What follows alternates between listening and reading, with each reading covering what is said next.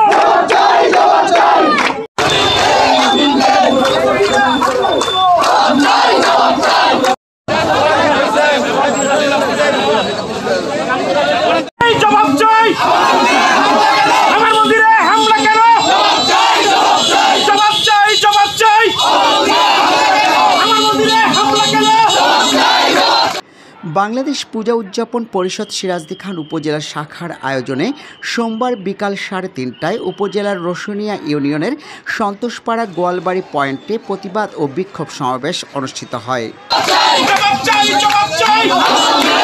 এতে হিন্দু সম্প্রদায়ের বিভিন্ন সংগঠনের নেতাকর্মী সহ বিভিন্ন ইউনিয়নের নারী, পুরুষ ও শিক্ষার্থীরা অংশ নেয়।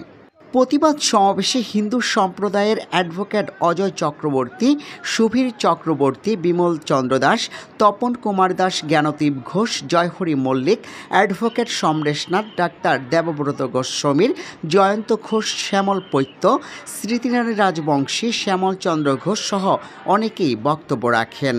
এ সময় উপজেলা বিএনপির সাধারণ সম্পাদক এম হায়দার আলী, যুগ্ম সাধারণ সম্পাদক মোহাম্মদ আতাউর রহমান হাওলাদার, মুন্সিগঞ্জ জেলা যুবদলের যুগ্ম আহ্বায়ক প্রিন্স নাদিম, উপজেলা যুবদলের সাধারণ সম্পাদক শাহাদাত শেখদার, যুগ্ম সাধারণ সম্পাদক মাকসুদুর রহমান রনি সহ আরও অনেকেই উপস্থিত হয়ে বক্তব্য রাখেন। উপজেলা বিএনপির সাধারণ সম্পাদক এম হায়দার আলী উপজেলার সনাতন ধর্মাবলম্বীদের পাশে সবসময় থাকার প্রত্যয় ব্যক্ত করে বলেন, পরশুদিন একটি সাধারণ জরুরি সভা করেছি।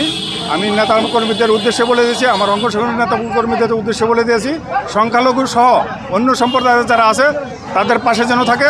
আমরা সবসময় মুসলমান, হিন্দু, খ্রিস্টান সবাই আমরা ভাই ভাই, আমরা বাংলাদেশি, তাদের জন্য কোনো ক্ষয়ক্ষতি না হয় সর্বাত্মক আমার নেতাকর্মীদের নির্দেশ দেওয়া আছে। আমার নেতাকর্মী ওদের পাশে থাকবে। আজকে আপনি কি নির্দেশনা দিলেন আপনার নেতাকর্মীদের উদ্দেশ্যে? ওই দিনও দিয়েছি, আজকেও নির্দেশ দিয়েছি যে হিন্দু সম্প্রদায়ের পাশে যেন থাকে, ওদের উপর যেন কোনো অত্যাচার না হয় এবং মন্দিরে কোনো ধরনের হামলা না হয়। যদি কোথাও হয় তাহলে আমার নেতাকর্মী ওইখানে প্রতিরোধ করে তুলবে।